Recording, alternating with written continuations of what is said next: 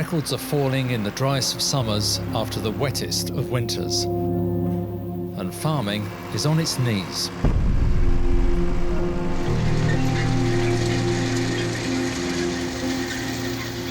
As if farming didn't need yet another challenge to face, the environmental challenges are real. One word, carnage.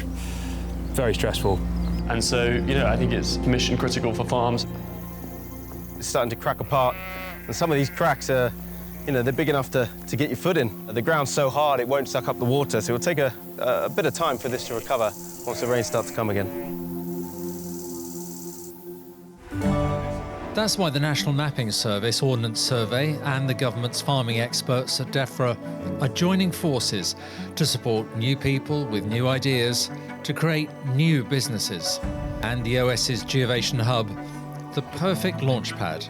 We do everything from events to tech clinics to peer-to-peer sessions that ultimately create a supportive environment for founders to get from 0 to 1, trying to turn their vision into reality. Not to mention the legacy that we're building on. Some of the most innovative founders using location data have come through our doors. And these 4 founders are proof that the Hub does have experience in fostering farming innovators.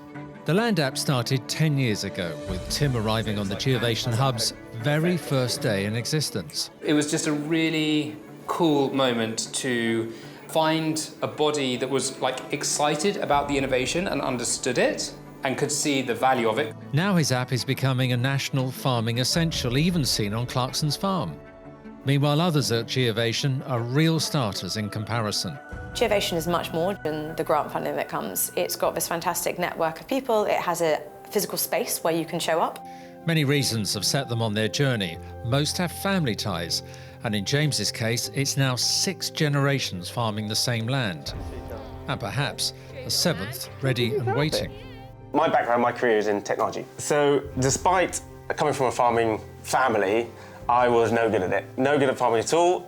Always much happier with a keyboard than a combine.